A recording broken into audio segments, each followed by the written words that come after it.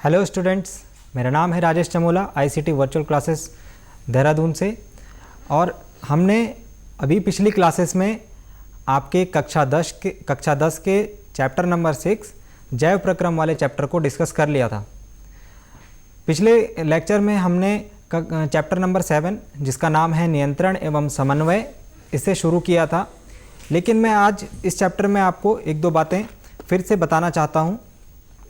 जैसा कि हमने पिछले चैप्टर में पढ़ा था, जो चैप्टर नंबर हमारा 6 था जैव प्रक्रम, इसमें जो हमारे पास सबसे पहले एक क्वेश्चन आया था कि क्या एक प्रश्न है, क्या एक चीज़ है या फिर क्या एक आधार है जिसे हम कहेंगे सजीव और निर्जीव में जो अंतर उत्पन्न कर सकती है। हमने कहा था कि गति, एक मनुष्य या फिर एक जानवर एक जगह से दूसरी जगह गति कर सकता है तो हम इसे सजीव कहते हैं, जबकि कोई वस्तु यदि इस प्रकार की गति ना कर पाए तो हम उसे सजीव नहीं मानेंगे, हम उसे निर्जीव कहेंगे।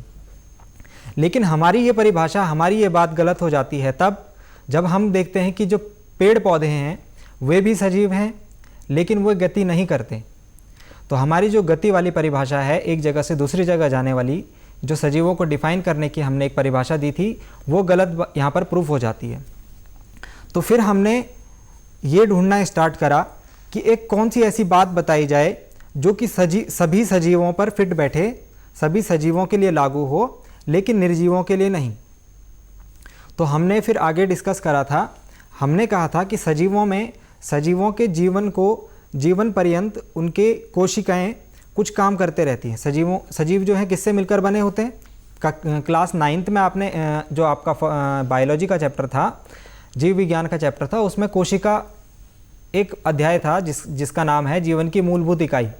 तो सभी सजीवों का शरीर, चाहे वो पेड़ पौधे हैं, चाहे जानवर हैं, चाहे वो एक कोशिकीय जीव हैं, चाहे वो बहुकोशिकीय जीव हैं, उनका शरीर किससे मिलकर बना हुआ है, कोशिका से।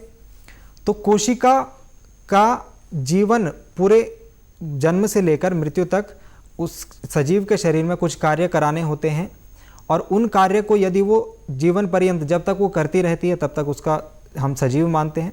जब कोशिका का कार्य करना बंद हो जाता है, जब बहुत सारी कोशिकाओं का कार्य करना बंद हो जाता है तो वो निर्जीव हो जाता है, यानी उसका जीवन समाप्त हो जाता है।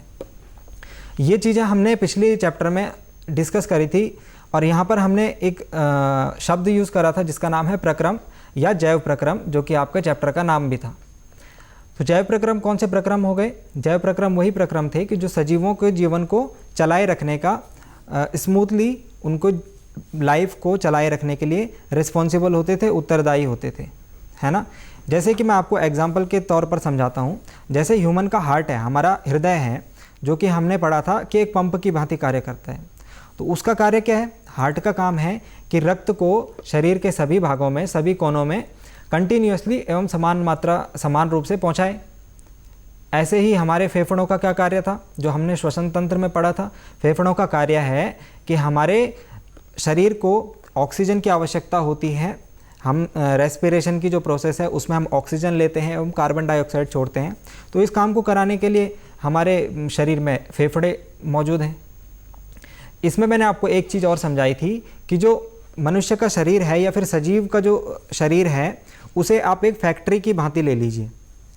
एक बहुत बड़ी फैक्ट्री जिसमें बहुत सारे डिफरेंट यूनिट्स होती हैं। तो हर एक यूनिट का अपना अपना काम होता है ना।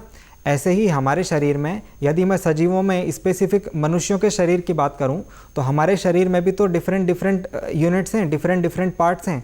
हमारा मस्तिष्क है, हमारा हृदय है, हमारे फेफड़े हैं, हमारा पाचन तंत्र है। तो इन सभी का क्या है, एक स्पेसिफिक रोल है। यहाँ पर हमने पढ़ा था कि इस प्रकार से हम डिफाइन कर सकते हैं कि सजीव ये होंगे। अब जब मैं कह रहा हूँ कोशिकाओं का समूह, तो कुछ जीव हमने पढ़े थे, कुछ होते हैं एक कोशिकीय जीव, कुछ होते हैं बहुकोशिकीय जीव। एक कोशिकीय जीवों के शरीर में तो एक ही कोशिका होती है। अभी हम जो प्रक्रमों की बात कर रहे हैं कि डिफरेंट काम होते हैं। पोषण लेना होता है, उसका पाचन करना होता है, उसको बॉडी के सभी पार्ट्स तक पहुंचाना होता है, एवं उसका जो वेस्ट मटेरियल है उसको बाहर निकालना होता है। तो जिस जीव के शरीर में एक ही कोशिका होगी, इतने सारे काम वो कैसे कर पाएंगे? तो हमने कहा था कि एक कोशिकीय जीवों के शरीर में भी ये सारी चीज़ें होती हैं, बस उनको करने के लिए एक ही कोशिका रोल प्ले करती है। हमने अमीबा में इस प्रकार की क्रियाविधि देखी थी कि अमीबा में ये सारी प्रक्रिया किस प्रकार से हो रही है। तो उसके बाद हम आज आते हैं अपने नए चैप्टर पर।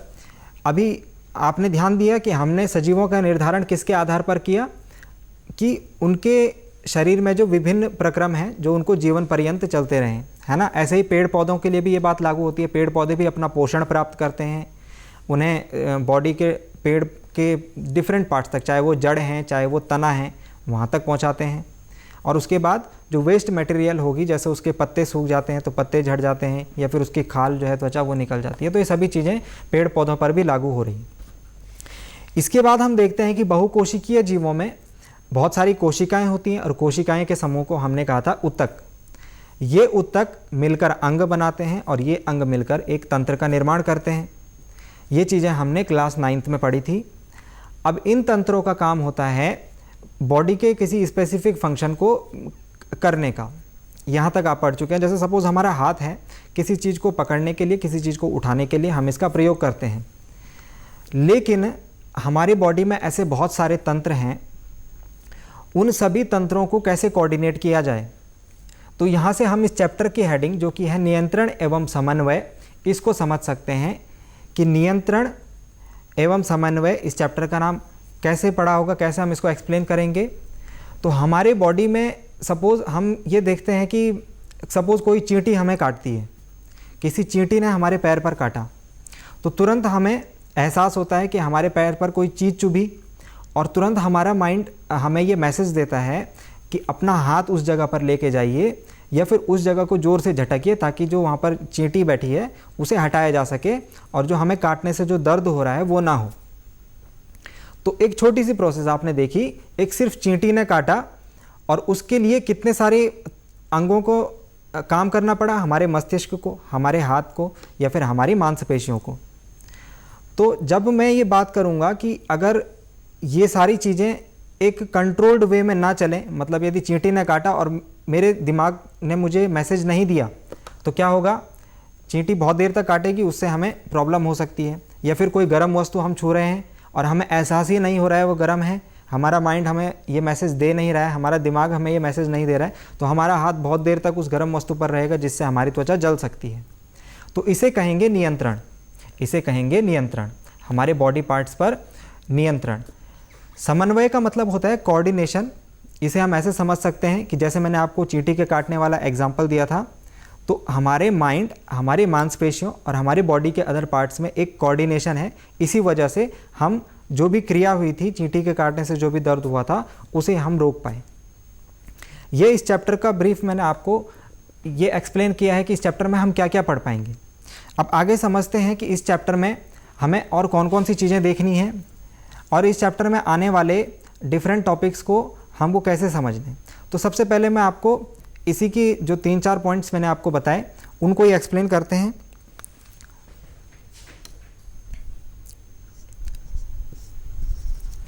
सबसे पहला पॉइंट था कि बहुकोशिकीय जीव जो हैं, बहुकोशिकीय जीवों के शरीर में हमने बोला था बहुत सारी कोशिकाएं होती हैं, और इन बहुत सारी कोशिकाओं से मिलकर क्या बने होते हैं, उत्तक बने होते हैं, और इन उत्तकों से मिलकर किसी अंग का निर्माण होता है, और इन अंग से मिलकर किसी अंग तंत्र का निर्माण होता है। तो वही तंत्र जो है रिस्पॉन्सिबल होता है कार्य कराने के लिए। तो हमने कहा इसमें उत्तक होंगे, कोशिकाएं होंगी एवं एक अंग तंत्र होगा, ठीक है। इसके बाद एक शब्द आता है स्टूडेंट्स, अनुक्रिया। तो क्रिया का मतलब तो आप समझते होंगे, क्रिया का मतलब होता है कि किसी काम को करना, है ना। एनवायरनमेंट में, पर्यावरण में कोई क्रिया हुई, कोई चेंज हुआ, तो उसे हम कहेंगे क्रिया। लेकिन उसके फलस्वरूप हमारे शरीर में क्या परिवर्तन हुआ, उसे कहेंगे अनुक्रिया, ठीक है। जैसे सपोज गर्मी हुई और हम बाहर धूप में निकले और एकदम से हमने धूप को देखा, तो हमारी आंखें अपने आप बंद हो जाती हैं, है ना। तो ये हुई धूप जो क्रिया हो रही है गर्मी लगने की, आँख में रोशनी पड़ने की, और उसकी अनुक्रिया क्या हुई, हमारी आंखें बंद हो गई। इसके अलावा और भी बहुत सारी अनुक्रियाएं हो सकती हैं। जैसे हमने किसी गर्म वस्तु को छुआ, तो तुरंत से हमने अपना हाथ क्या कर लिया, पीछे कर लिया। तो ये होंगे पर्यावरण में कुछ अनुक्रियाएं। इसके बाद हमने क्या कहा, इसी चीज को हमने कहा नियंत्रण। इसी चीज को हमने कहा नियंत्रण। नियंत्रण कैसे कि हमने देखा हमारी आंख में तेज प्रकाश पड़ा, तो हमारे मस्तिष्क तक ये मैसेज, हमारे मस्तिष्क ने हमारी मांसपेशियों, जो आंख की पेशियां हैं, उनको ये मैसेज दिया कि आंखों में बहुत ज़्यादा रोशनी पड़ रही है, इससे आंखों को दिक्कत हो सकती है। तो तुरंत से हमारी पलकें क्या हो गई, बंद हो गई। तो ये क्या हो गया, कंट्रोल, नियंत्रण। और उसके बाद हमने जो लास्ट पार्ट इसका डिस्कस करा था, जो कि है समन्वय। तो समन्वय होगा, समन्वय को हम कहेंगे कोऑर्डिनेशन। समन्वय मतलब कोऑर्डिनेशन डिफरेंट बॉडी पार्ट्स के बीच में, है ना। तो जैसे कि अभी एक एग्जांपल दिया था, अभी एक एग्जांपल और दूंगा। जैसे कि सपोज़ हम लोग कभी खाना बनाते हुए जब हमारे पास कोई गर्म बर्तन है, हमारा हाथ अचानक से उस गर्म बर्तन पर लगता है, ठीक है। अब यहाँ से मैं आपको सारे पॉइंट समझाता हूँ। बहुकोशिकीय जीव, मैं हमारा एग्जाम्पल ले रहा हूँ मनुष्यों का, ठीक है। इसमें एक दो एग्जाम्पल से और समझेंगे। सबसे पहले मैं मनुष्यों का एग्जाम्पल ले रहा हूँ। तो बहुकोशिकीय जीव हो गया, मनुष्य के शरीर में बहुत सारे ऊतक होते हैं, अंग तंत्र होते हैं, हाथ पैर हो गए, और बहुत सारी कोशिकाएं तो होंगी, क्योंकि मनुष्य एक बहुकोशिकीय जीव है। अब अनुक्रिया का क्या मतलब हुआ, बर्तन था गर्म, और जैसे ही आपका हाथ बर्तन पर लगा, तो आपके हाथ में जिस भाग पर बर्तन की गर्मी लगी, वहाँ पर जो कोशिकाएं उपस्थित थी, उन्होंने आपके माइंड को तुरंत सिग्नल पहुँचाया कि ये चीज़ जो है बहुत गर्म है, अगर यहाँ पर थोड़ा देर और हाथ रहेगा तो यहाँ पर की त्वचा जल सकती है, जो कि शरीर के लिए नुकसानदायक है। फलस्वरूप क्या हुआ, हमारे माइंड ने हमारी मांसपेशियों को संकेत दिया कि हमें तुरंत से अपना हाथ पीछे हटाना है। तो जो मैं बोल रहा हूँ, मुझे बोलने में जितना समय लग रहा है, इतना समय आपको हाथ पीछे हटाने में लगता नहीं है। ये प्रक्रिया तुरंत से हो जाती है, जैसे ही आपका हाथ लगा तुरंत से।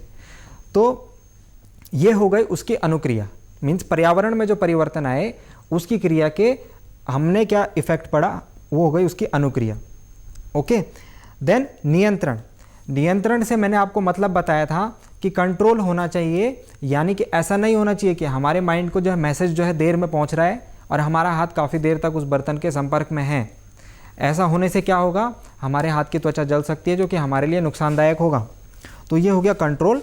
और समन्वय हो गया कि जो हमारे जो एक्ट ऑफ जो मैसेज ट्रांसफ़र हो रहा है, जो सूचनाओं का आदान प्रदान हो रहा है, वो सभी अंगों से एक कोऑर्डिनेटेड या फिर हम कहें एक स्मूथ वे में हो सके, ठीक है। यदि ऐसा नहीं होगा तो इसमें फिर वही होगा कि हमारे हाथ को नुकसान हो सकता है, जो मैंने अभी एग्जांपल लिया। एक और एग्जांपल लेते हैं कि सपोज़ कोई बिल्ली है और बिल्ली बैठी हुई है, उसके सामने से एक चूहा गुजरता है, तो बिल्ली क्या करती है, दौड़ती है। तो इसे फिर आप समझ सकते हैं कि पर्यावरण में एक क्रिया हुई कि बिल्ली के सामने चूहा दिखा, तो बिल्ली को उसमें क्या दिखा, अपना भोजन। तो बिल्ली ने क्या करा, फलस्वरूप अनुक्रिया हुई और वो उसके पीछे दौड़ने लगी। इसका और एग्जाम्पल हम देख सकते हैं कि गाय या जो भैंस है वो क्या करते हैं, आपने देखा होगा खाली टाइम पर गाय या भैंस अपने मुंह से कुछ चबाते रहते हैं। तो जो भोजन उन्होंने खाया होता है, उसी भोजन को वापस अपने मुंह में ला करके उसे चबा रही होती हैं, उसे बहुत देर तक वो चबाते रहते हैं। आपने गाय या भैंस को जुगाली करते हुए, इसको कहते हैं जुगाली करना, इस शब्द को कहते हैं जुगाली करना।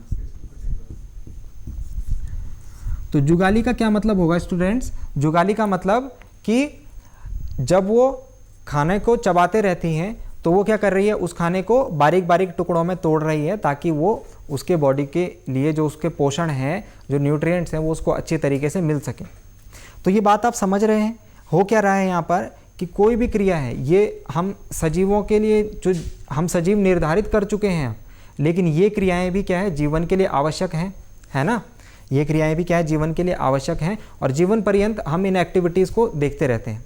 जैसे सपोज़ किसी पार्क में एक झूला लगा होता है, तो झूले में बच्चे खेलते हैं और उसको खेलकर आनंदित होते हैं, है ना। तो एक बच्चों के माइंड में एक एक्शन गया कि यदि मैं इस झूले पर बैठूंगा और यदि तेज़ तेज़ झूलूंगा तो मुझे आनंद की अनुभूति होगी। तो ये सारी चीज़ें नियंत्रण एवं समन्वय के अंतर्गत आती हैं। जो जो एग्जाम्पल मैंने आपको समझाए, उम्मीद करता हूँ कि आपको ये चीज़ समझ में आई होगी कि चैप्टर में हमको समझना क्या है, हमारे जो डिफरेंट बॉडी पार्ट्स हैं उनके बीच में कैसे कैसे कोऑर्डिनेशन रहने वाला है। इसके लिए अब ये काम होगा कैसे? अब हमें तो पता लग गया नियंत्रण एवं समन्वय आवश्यक है, लेकिन ये काम होगा कैसे? तो जाहिर तौर पर बहुकोशिकीय जीवों में इसके लिए कोई तंत्र की आवश्यकता होगी, है ना। तो हम जो सबसे पहला एक तंत्र पढ़ते हैं वो है तंत्रिका तंत्र। वो तंत्र क्या होता है, क्या उसके यूज़ होते हैं, क्या हमारी बॉडी में कौन सा ऐसा भाग है जो उसमें इंक्लूड रहता है, उसको समझते हैं।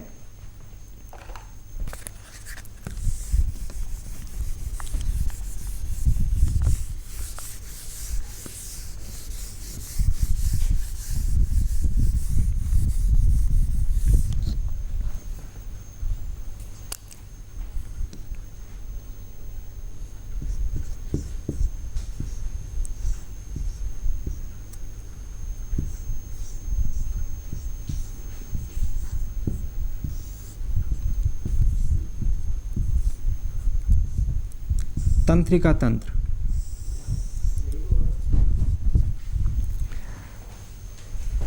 एक ऐसे तंत्र की आवश्यकता होती है जो कि मैसेज को क्विकली पहुंचा सके हमारे किसी भी बॉडी पार्ट से।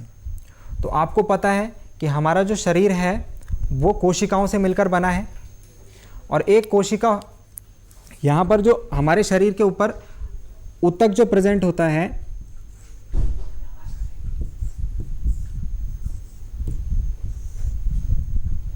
उसे कहते हैं तंत्रिका ऊतक। ठीक है, तो तंत्रिका ऊतक हमारे बॉडी में इस कार्य के लिए रिस्पॉन्सिबल होगा। तंत्रिका ऊतक के अंदर कोशिकाएं होंगी, तंत्रिका ऊतक के अंदर क्या होंगी, कोशिकाएं होंगी। उन कोशिकाओं को क्या कहेंगे,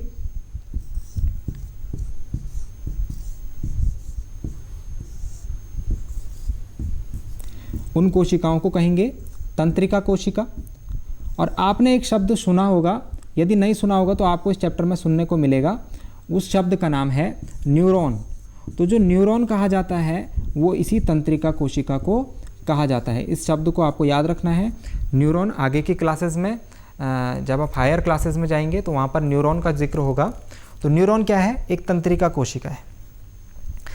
अब बॉडी में जो सिग्नल्स हैं वो तंत्रिका कोशिका के थ्रू कैसे पहुँचाए जाते हैं। हमारी बॉडी जो इतनी बड़ी दिख रही है, यदि हम उसको, मैंने आपको लास्ट चैप्टर में बताया भी था, यदि आपने 9th में पढ़ा होगा, तो हमारे शरीर में असंख्य कोशिकाएं होती हैं। कितनी कोशिकाएं होती हैं, असंख्य कोशिकाएं। अब यदि असंख्य कोशिकाएं हैं तो असंख्य कोशिकाओं के बीच में जो सिग्नल्स, जो सूचनाओं का आदान प्रदान है वो बहुत तेज़ी से होना चाहिए। यदि उसमें कुछ डिले होगा तो सपोज़ हमारे पैर की कोशिका से को हमारे मस्तिष्क की कोशिका तक सिग्नल पहुंचाने में बहुत टाइम लग जाएगा। तो ये प्रोसेस कैसी होनी चाहिए, बहुत फास्ट होनी चाहिए। कोशिकाओं के बीच सूचना को आदान प्रदान कैसा होना चाहिए, बहुत फास्ट होना चाहिए। तो एक तंत्रिका कोशिका का मैं आपको डायग्राम यहाँ पर बना के दिखाता हूँ कि किस प्रकार से आपको एक तो इसका डायग्राम बनाना सीखना है, उसके बाद उसमें जो डिफरेंट पार्ट्स होंगे उनकी क्या क्या वर्किंग होगी, क्या क्या उनका रोल होता है, ठीक। और उसके बाद ये किस प्रकार से सिग्नल को ट्रांसफ़र करती है एक जगह से दूसरी जगह। तो जो इसका सबसे छोटा पार्ट है तंत्रिका कोशिका, हम उसको समझ रहे हैं, फिर हमें समझ में आएगा कि तंत्रिका ऊतक के अंदर भी तो उसी प्रकार की कोशिकाएं होंगी। तो मैं एक रफली एक डायग्राम आपको यहाँ पर बना के दिखाता हूँ। इसको आप और अच्छे तरीके से बनाने की कोशिश कीजिएगा।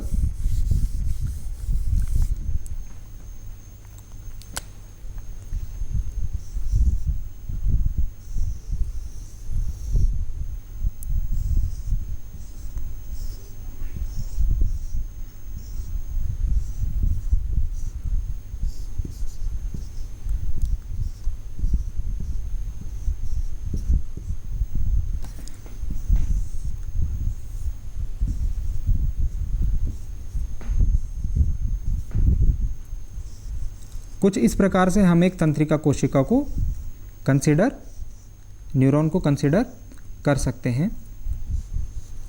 ये एक रफ फिगर है स्टूडेंट्स, इसे आप और अच्छे तरीके से बना सकते हैं। ये एक तंत्रिका कोशिका या फिर न्यूरॉन है। काफ़ी इंपॉर्टेंट डायग्राम है, आपके एग्ज़ाम्स में भी अक्सर पूछा जाता है, तो आपको इसे दिमाग में रखना है।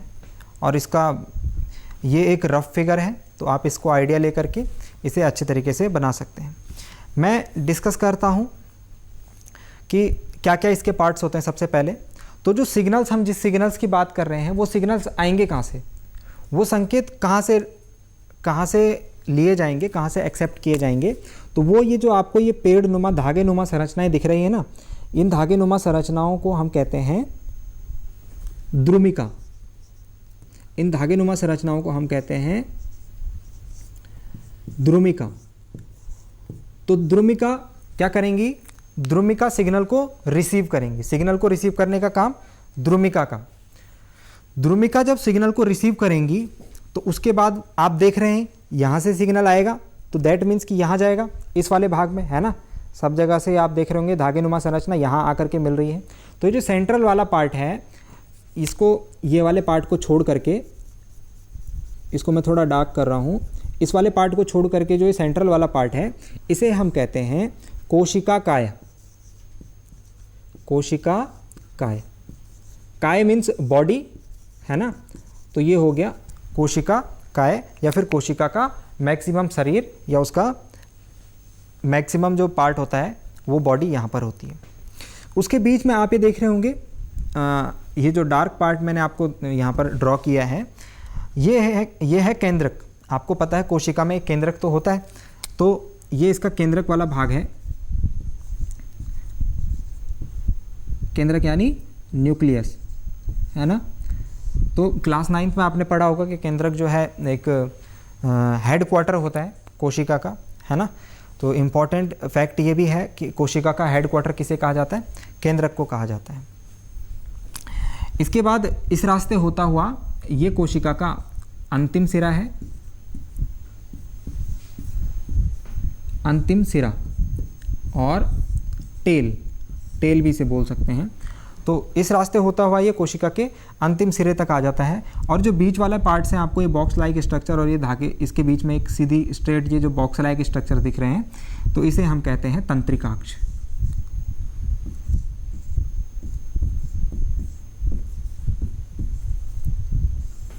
अब आपको यहाँ पर कुछ बातें ध्यान में रखनी है। पहले बात तो ये है कि जो डायग्राम है ये, इसको आपको माइंड में रखना है। इस पर मैंने आपको जो इम्पोर्टेंट पार्ट्स हैं उनको बताए। अब एक्सप्लेन करते हैं कि कैसे जो घटना हम अभी समझ रहे थे, कैसे ये कोशिका, उसको कराने का जो फंक्शन होता है वो कैसे होता है। तो सबसे पहले मैंने आपको बताया जो धागे नुमा संरचनाएं आपको दिख रही हैं, ये है द्रुमिका।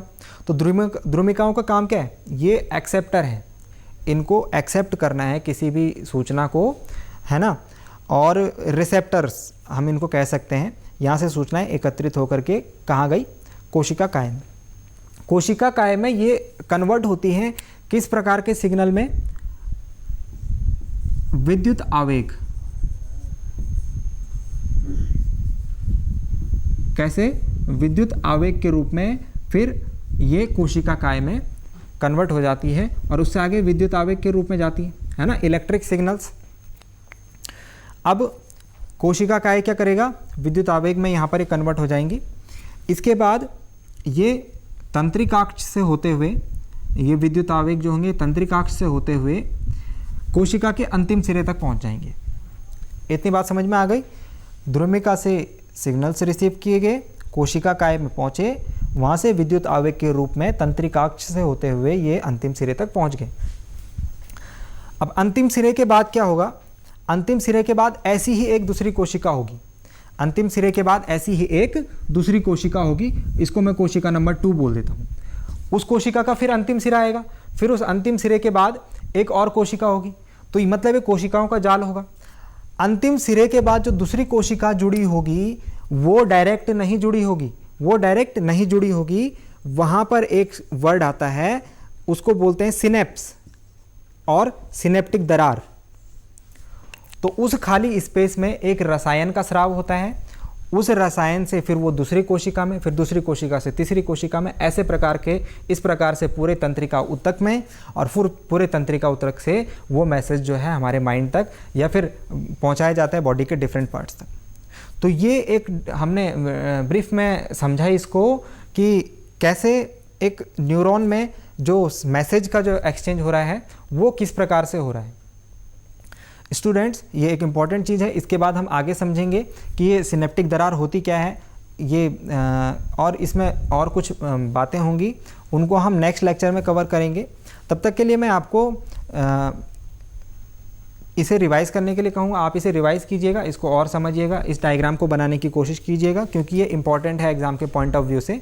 इसके आने वाले लेक्चर में हम लोग और समझेंगे कि ये तंत्र को और डिस्क्राइब करेंगे, और इसके नेक्स्ट पार्ट में हम ये भी देखेंगे कि मानव मस्तिष्क जो है किस प्रकार से काम करता है।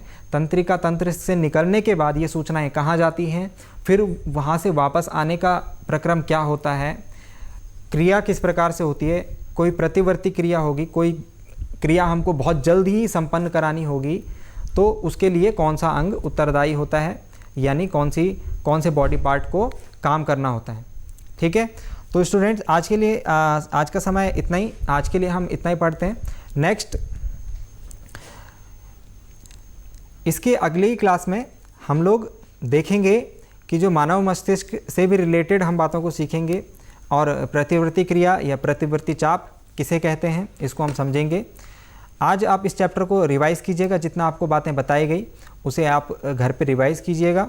और यदि आप इस लेक्चर को रिवाइज़ करना चाह रहे हैं तो आप हमारे DD उत्तराखंड के YouTube चैनल पर ये लेक्चर आपको अवेलेबल हो जाएगा, जिसकी जानकारी आपको स्क्रीन पर मिल जाएगी। तो आप वहाँ से इस चैप्टर को और रिवाइज़ कर सकते हैं। इस चैप्टर के आगे आने वाली बातें हम नेक्स्ट लेक्चर में रिवाइज़ करेंगे। उम्मीद करता हूँ कि आपको आज का लेक्चर समझ में आया होगा। Thank you very much.